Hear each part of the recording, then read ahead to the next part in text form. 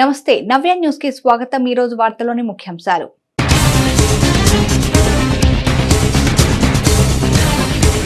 జనాభా సంఖ్యకు ఓటర్ల నిష్పత్తికి వ్యత్యాసం ఉన్న మండలాలపై ప్రత్యేకంగా దృష్టి సారించండి।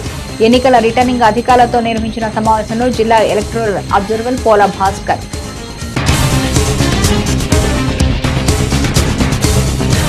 కన్నుల పర్వంగా సాగిన శ్రీ భద్రావతి సమేత భావనారుషి స్వామివారి రథోత్సవం। రథోత్సవాన్ని తిలకించేందుకు పెద్ద సంఖ్యలో తరలి వచ్చిన భక్తజనం రథాన్ని లాగేందుకు పోటీ పడిన భక్తులు। చీరాల మండలం తోటవారిపాలెం గ్రామంలో విషాదం, విద్యుత్ షాక్ కు గురై ఒకే కుటుంబానికి చెందిన 2 మహిళలు మృతి, మరో మహిళకు గాయాలు। ఘటనపై విచారణ చేపట్టిన పోలీసులు। బాపట్ల జిల్లా కలెక్టరేట్లోని కలెక్టర్ ఛాంబర్లో ప్రత్యేక సంక్షిప్త సవరణ జాబితాపై ఎన్నికల రిటర్నింగ్ అధికారులతో ఎలక్టోరల్ అబ్జర్వర్ పోలా భాస్కర్ సమావేశం నిర్వహించారు। జనాభా సంఖ్యకు ఓటర్ల నిష్పత్తికి వ్యత్యాసం ఉన్న మండలాలపై ప్రత్యేక దృష్టితో అధికారులు విచారణ చేయాలని ఎలక్టోరల్ అబ్జర్వర్ పోలా భాస్కర్ ఆదేశించారు। బాపట్ల జిల్లా కలెక్టరేట్లోని కలెక్టర్ ఛాంబర్లో ప్రత్యేక సంక్షిప్త సవరణ జాబితాపై ఎన్నికల రిటర్నింగ్ అధికారులతో ఎలక్టోరల్ అబ్జర్వర్ పోలా భాస్కర్ సమావేశం నిర్వహించారు। ఈ సందర్భంగా ఆయన మాట్లాడుతూ ఫామ్ 8 కింద వచ్చిన దరఖాస్తుల్లో పొరుగు నియోజకవర్గాలు, పక్క జిల్లాలు, పొరుగు రాష్ట్రాల వారిని నిశితంగా పరిశీలించాలని చెప్పారు। మండలాలు, పోలింగ్ కేంద్రాల వారీగా క్షేత్రస్థాయి విచారణ అవసరమన్నారు। శాశ్వత వలసలు గుర్తించాలని, నివాసం ఉండే వారిని నిర్ధారించాలని ఆయన చెప్పారు। ఓటర్ల జాబితాలో మార్పులు చేర్పుల కొరకు అధునాతన సాంకేతిక పరిజ్ఞానంతో నవీకరణకు తగినట్లుగా లక్ష్యాలు చేరుకోవాలన్నారు। మీ లాగిన్స్, డిజిటల్ కీ వినియోగంలో అధికారులంతా మరింత అప్రమత్తంగా ఉండాలని ఆయన పలు సూచనలు చేశారు। ఓటర్ల జాబితాపై ఫిర్యాదులు అందిన వెంటనే తగిన ఆధారాలను చూపాలంటూ ఫిర్యాదు చేసిన వారికి చట్టబద్ధంగా ఎన్నికల కమిషన్ మార్గదర్శకాల మేరకు నోటీసులు ఇవ్వాలని ఆయన తెలిపారు। ఫిర్యాదులకు తక్షణమే అధికారులు స్పందించాలని ఆయన స్పష్టం చేశారు। క్షేత్రస్థాయిలో BLOలో నిర్వహించిన విచారణ నివేదికను అధికారులు సమగ్రంగా పరిశీలించాలన్నారు। చీరాల పట్టణ పేరాలలోని శ్రీ భద్రావతి సమేత భావనారుషి స్వామివారి బ్రహ్మోత్సవాల్లో స్వామివారి రథోత్సవం కార్యక్రమం నేత్రపర్వంగా జరిగింది। రథోత్సవాన్ని తిలకించేందుకు పెద్ద సంఖ్యలో భక్తులు తరలివచ్చారు। ఈ క్రమంలోనే స్వామి, అమ్మవార్లు కొలువు తీరి ఉన్న రథాన్ని లాగేందుకు భక్తులు పోటీ పడ్డారు। చీరాలోని శ్రీ భద్రావతి అమ్మవారి సమేత శ్రీ భావనారు శ్రీ స్వామి కళ్యాణ మహోత్సవాల్లో భాగంగా స్వామివారి రథోత్సవం కన్నుల పర్వంగా సాగింది। స్వామివారి రథోత్సవాన్ని పురస్కరించుకొని ఆలయంతో పాటుగా పరిసర ప్రాంతాల్లోని పురవీధులని విద్యుత్ కాంతుల వెలుగులతో సుందరంగా తీర్చిదిద్దారు। మరోవైపు దేవతామూర్తులు ప్రత్యేక అలంకారంతో సుందరంగా అలంకరించిన రథంపై భక్తులకు దర్శనమిచ్చారు। అంతేకాకుండా దేవతామూర్తుల దర్శనార్థం పెద్ద ఎత్తున చీరాల పరిసర ప్రాంతాల్లోని ప్రజలు తరలి రావడంతో ఆలయ పురవీధులని భక్తులతో కిక్కిరిసిపోయింది।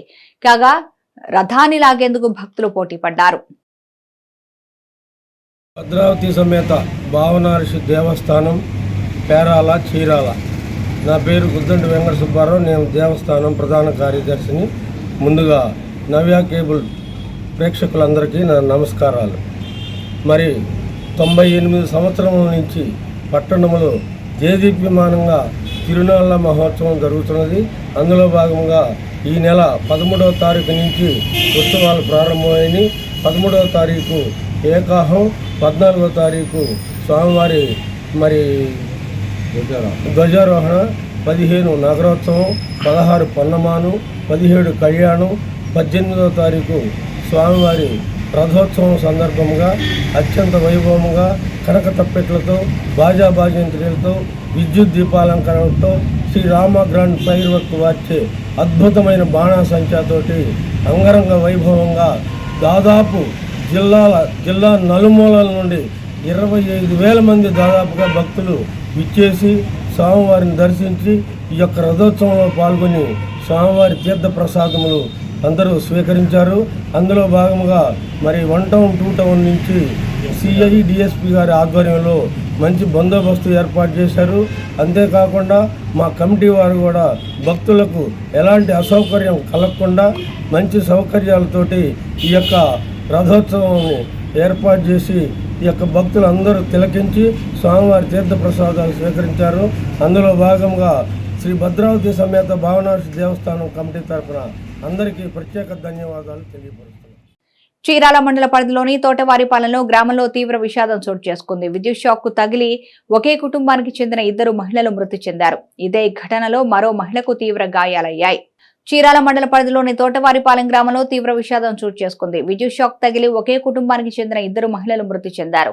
ఇదే ఘటనలో మరో మహిళకు తీవ్ర గాయాలయ్యాయి. అట్లకోటమ్మ ఇంటి పెరటలోని ఫెన్సింగ్ మీద ఆరేసిన బట్టలు తీస్తూ ఉండగా ప్రమాదవశాత్తు కరెంటు షాక్ తగలడంతో ఒక్కసారిగా కుప్పకూలింది. ఇది గమనించిన మనోరాలు భీమా శ్రీనివాసులు అమ్మమ్మను కాపాడే ప్రయత్నంలో పట్టుకోగా శ్రీనివాసులు సైతం మృతి చెందింది. కాగా ఇదే ఘటనలో మరో మహిళకు తీవ్ర గాయాలయ్యాయి. ప్రమాద ఘటనను గమనించిన స్థానికులు వెంటనే చికిత్స నిమిత్తం చీరాల ప్రభుత్వ వైద్యశాలకు తరలించారు. కాగా అప్పటికే అట్లకోటమ్మ భీమా శ్రీనివాసులు మృతి చెందినట్లు వైద్యులు నిర్ధారించారు. మరో మహిళకు చికిత్స అందిస్తున్నారు. విషయం తెలుసుకున్న ఈపురపాలెం పోలీసులు ఘటనపై కేసు నమోదు చేసుకుని విచారణ చేపట్టారు. అందరికీ నమస్కారం. నా పేరు జనార్దన్, చీరాల రూరల్ ఎస్ఐగా విధులు నిర్వహిస్తున్నాను. ఈరోజు ఒక చిన్న ఇన్సిడెంట్ జరిగింది. ఇక్కడ తోటవారిపాలెంలో మా పరిధిలో ఉన్న తోటవారిపాలెం పంచాయతీలో ఒక ఆట్ల మేనుకోటం అనేది వాళ్ళ ఇంటి పక్కన ఉండే కంచె మీద చిన్న పొలం దగ్గర బట్టలు ఆరేస్తుంటే తీయడానికి వెళ్ళి షాక్ తగిలి ఆమె ఆ మనవరాలైనటువంటి శ్రీనివాస్ అని ఆమె ఇద్దరు షాక్తో హాస్పిటల్కి వచ్చారని ఇన్ఫర్మేషన్ వచ్చింది. ఆ వివరాలు తెలుసుకుని వెంటనే వచ్చి ఇక్కడ చూడగా ఇద్దరు చనిపోయి ఉన్నారు. వాళ్ళిద్దరిని పోస్ట్ మార్టంకి పెట్టాము. రేపు ఫర్దర్గా ఇన్వెస్టిగేషన్ చేసి వాస్తవాలు తెలియపరుస్తాం. పెన్సిల్ తెగలకి వెళ్ళి మా అక్క లంగా ఆరేసింది. లంగా కోసం వెళ్ళింది. లంగా కోసం వెళ్ళి పడిపోయింది. అప్పుడు కరెంట్ షాక్ కొట్టి ఇక నేను వెళ్ళి ఎందుకు పడిపోయిందని కాలుతో తట్టలేకి ఇక నాకు కొట్టి నేను పడిపోయి పెన్సిల్ తెగలు. మళ్ళీ మా నాయనమ్మ వచ్చిందంట. నాకు ఇంక తెలవదు. మన 7 చరిత్రలో నేటి ముఖ్యమైన ఘటనల్ని ఓసారి చూద్దాం.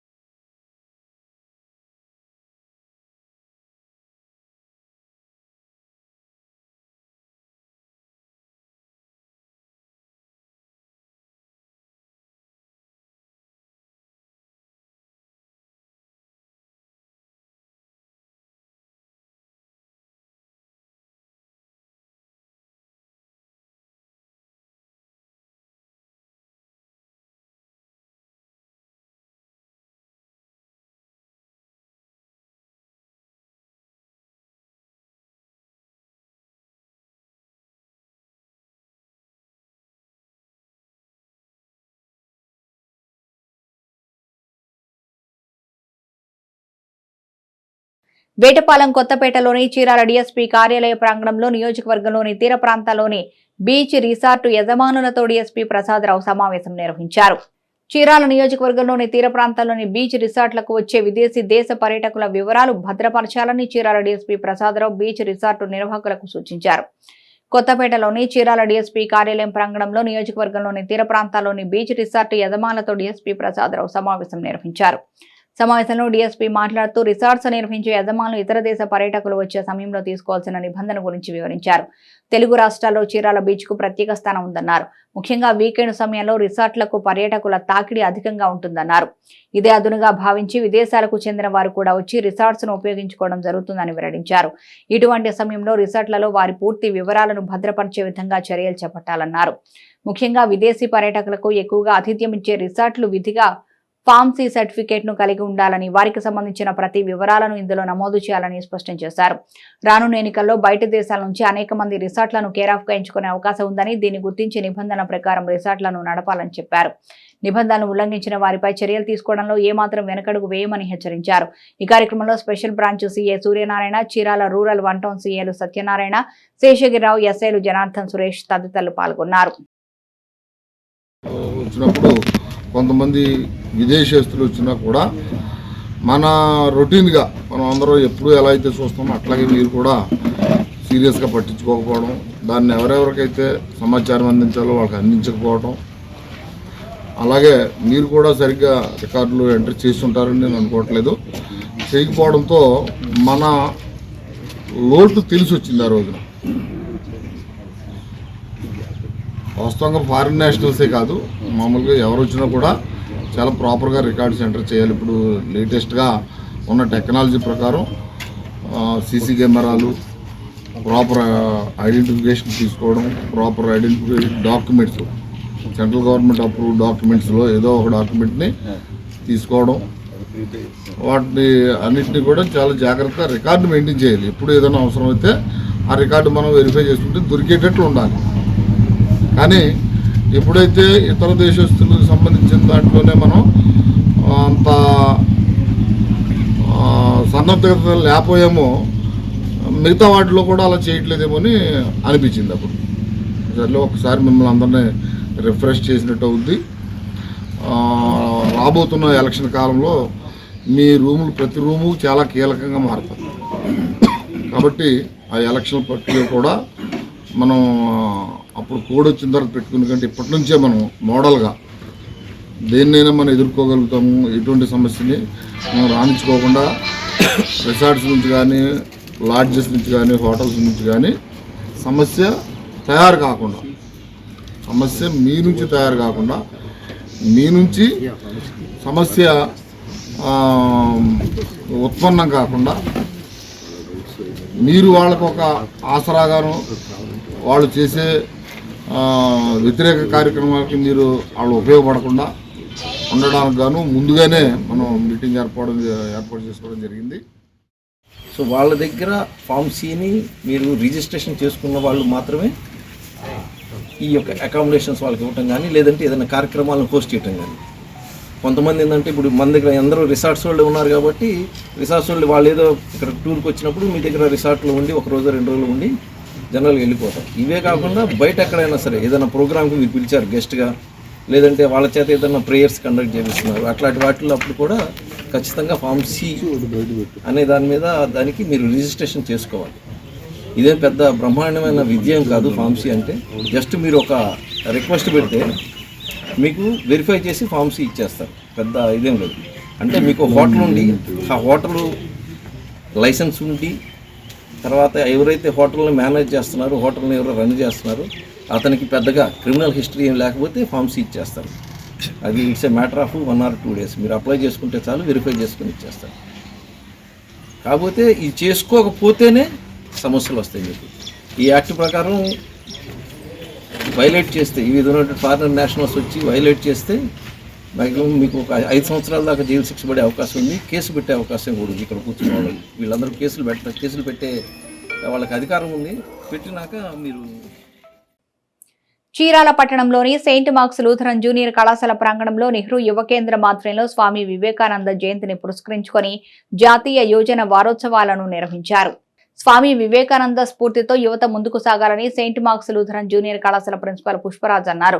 చీరాల పట్టణంలోని సెయింట్ మార్క్స్ లూథరన్ జూనియర్ కళాశాల ప్రాంగణంలో డిస్టిక్ యూత్ ఆఫీసర్ దేవిరెడ్డి ఆదేశాల మేరకు నెహ్రూ యువ కేంద్రం ఆధ్వర్యంలో స్వామి వివేకానంద జయంతిని పురస్కరించుకొని జాతీయ యోజన వారోత్సవాలను నిర్వహించారు. ఈ కార్యక్రమానికి ముఖ్య అతిథిగా హాజరైన లూథరన్ జూనియర్ కళాశాల ప్రిన్సిపాల్ పుష్పరాజ్ మాట్లాడుతూ యువత మంచి నడవడికతో ముందుకు సాగితే దేశ అభివృద్ధి సాధ్యపడుతుంది అన్నారు. ఈ కార్యక్రమంలో Rotary vice president Suresh, Ajara, Jayaseelarao, NYKS volunteer Meenakshi coordinator గా వ్యవహరించారు.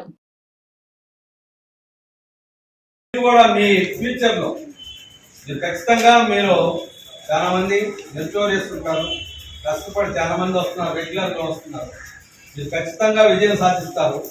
మీరు కూడా మీ ఫ్యూచర్లో మంచి స్థితికి పోయినప్పుడు మీ సమాజాన్ని, మీ పక్క ఉన్న వాళ్ళని మర్చిపోకుండా మీ వంతు సేవ చేయాల్సిన సేవ అని పెద్ద మాట తక్కలేదు, చేయూత అందిస్తారని కళాశాల తరఫున ముఖ్యంగా నేను కూడా ఈ కళాశాల ఎన్ఎస్ఎస్ ప్రోగ్రామ్ యువజన దినోత్సవం సందర్భంగా వారం రోజుల పాటు నెహ్రూ యువ కేంద్ర ఆధ్వర్యంలో జరుగుతాయి. అందులో భాగంగా 19వ తారీఖు రోజు వీక్లో లాస్ట్ డే కాబట్టి ఈ రోజున ఈ కార్యక్రమాన్ని ఏర్పాటు చేశారు. మరి స్వామి వివేకానంద అనేది భారతదేశానికే ఒక గర్వకారమైన పేరు. యువతకు ఆదర్శప్రాయుడు స్వామి వివేకానంద అని చెప్పడంలో ఎటువంటి సందేహం లేదు. మరి అటువంటి గొప్ప మహనీయుడి జయంతిని యువజన దినోత్సవంగా జరుపుకోవడం మనం చేస్తున్న పూర్వజన్మ సుకృతంగా భావించాలి.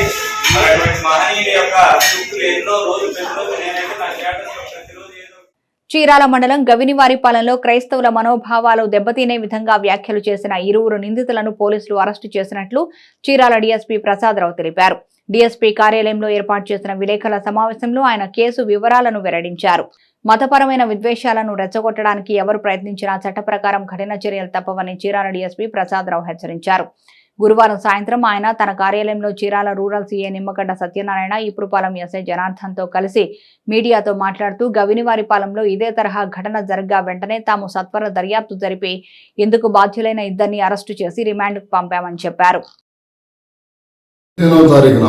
జనవరి 15వ తారీఖున గవినివారిపాలెం ఏగావారిపాలెం ప్రాంతంలో చెన్నై నుంచి కొంతమంది క్రైస్తవ భక్తులు లోకల్గా ఉన్న కొంతమంది పాస్టర్లు కలిసి రోడ్డు పైన ర్యాలీగా వాళ్ళు ప్రచారం చేసుకుంటూ వెళ్తుండగా తలెత్తిన సందర్భంలో వెంకట్రావు అయ్యప్ప అని వారు ఒక వీడియో రిలీజ్ చేయడంతో ఆ వీడియో పైన కేసు నమోదు చేసి వారిపై కఠిన చర్యలు తీసుకుని వారిని అరెస్ట్ చేసి రిమాండ్ పంపించడం జరిగింది. ఇటువంటి మతపరమైన వాటిలో విరుద్ధంగా ఏ మతానికి అయినప్పుడు కూడా విరుద్ధంగా కనుక ఎవరైనా ప్రవర్తించినట్లయితే అత్యంత కఠిన చర్యలు తీసుకుంటామని చెప్పి తెలియజేయడానికి వాళ్ళిద్దరిని ఒంగోలు జైల్లో రిమాండ్ చేసినారు.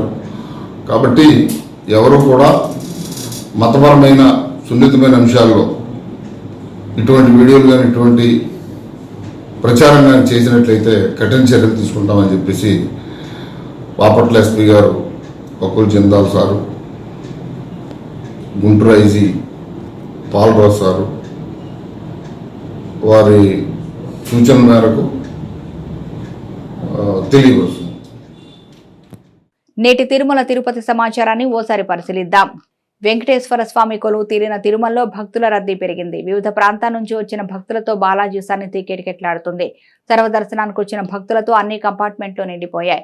భక్తులు కృష్ణతేజ అతిథి గృహం వరకు క్యూలో నిలబడి ఉన్నారు. టోకెన్లు లేని భక్తులకు 18 గంటల్లో సర్వదర్శనం లభిస్తుంది అని టీటీడీ అధికారులు వివరించారు. నిన్న 62,649 మంది భక్తులు దర్శించుకున్నారు. భక్తులు సమర్పించుకున్న కానుకల ద్వారా హుండీకి 3.74 కోట్ల ఆదాయం వచ్చిందని వెల్లడించారు. తమ సమస్యల పరిష్కారమే లక్ష్యంగా అంగన్వాడీ కార్యకర్తలు చేపట్టిన ఆందోళనలో 38వ రోజుకు చేరుకున్నాయి.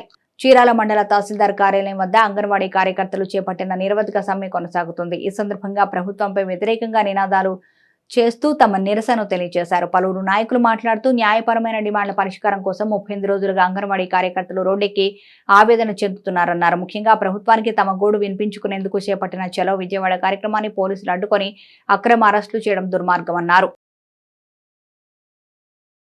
ఈరోజు సోదరులారా, రాష్ట్ర వ్యాప్తంగా అంగన్వాడీలని అరెస్టు చేస్తున్నారు.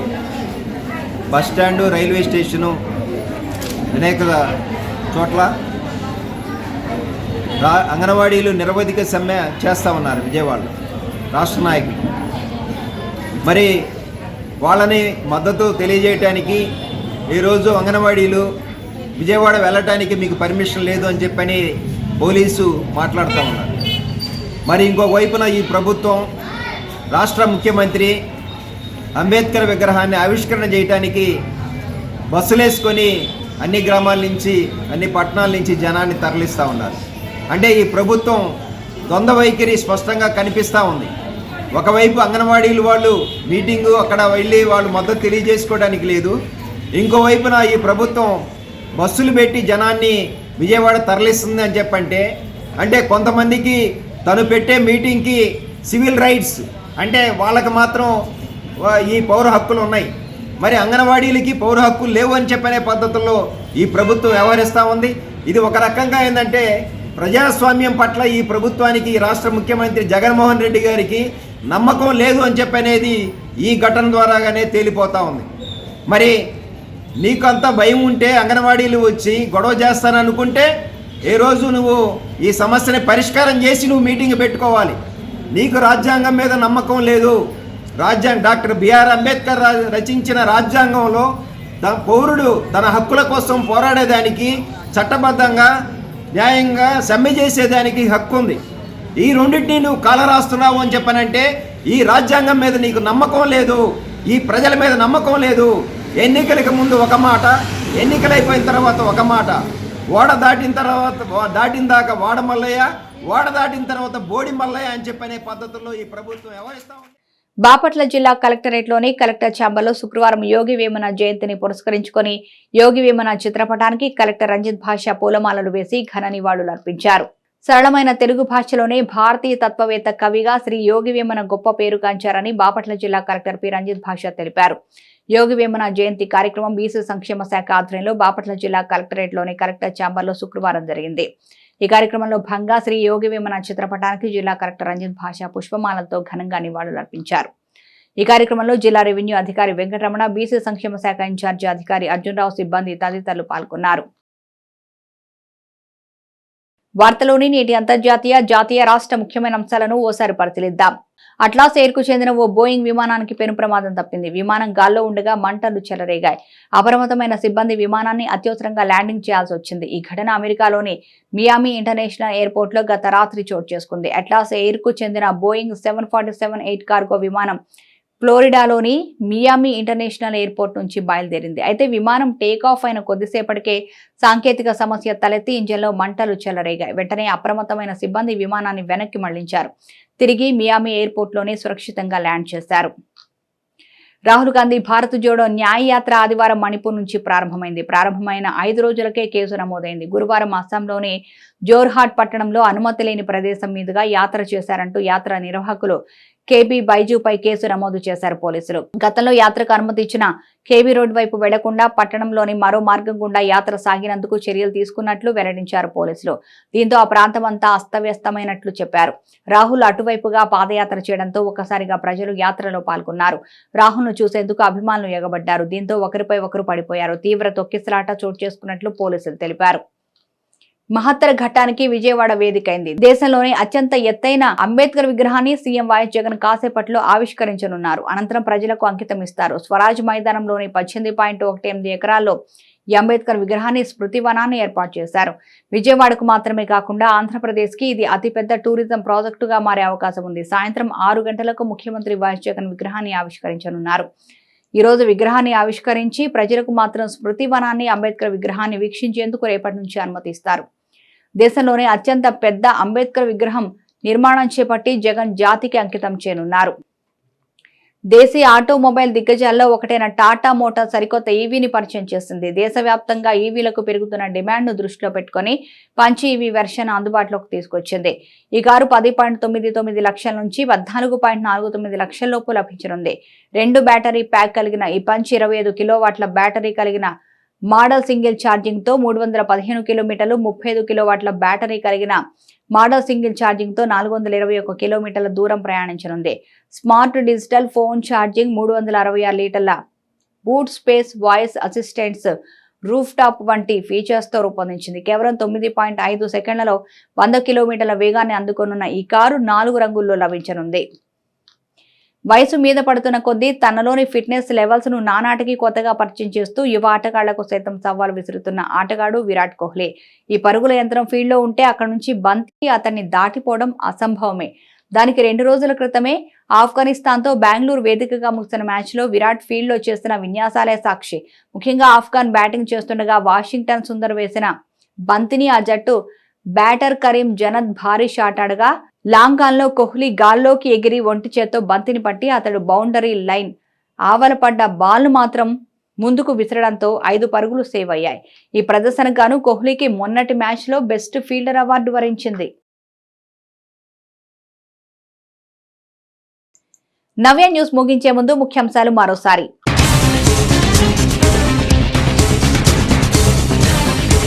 జనాభా సంఖ్యకు ఓటర్ల నిష్పత్తికి వ్యత్యాసం ఉన్న మండలాలపై ప్రత్యేకంగా దృష్టి సారించండి. ఎన్నికల రిటర్నింగ్ అధికారులతో నిర్వహించిన సమావేశంలో జిల్లా ఎలక్టోరల్ అబ్జర్వర్ పోలా భాస్కర్.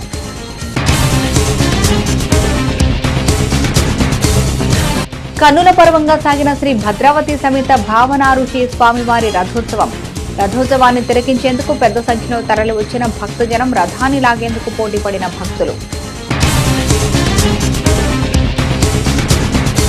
చీరాల మండలం తోటవారిపాలెం గ్రామంలో విషాదం, విద్యుత్ షాక్ కు గురై ఒకే కుటుంబానికి చెందిన 2 మహిళలు మృతి, మరో మహిళకు గాయాలు. ఘటనపై విచారణ చేపట్టిన పోలీసులు. నవ్య న్యూస్ ఇంతటితో సమాప్తం. నమస్కారం.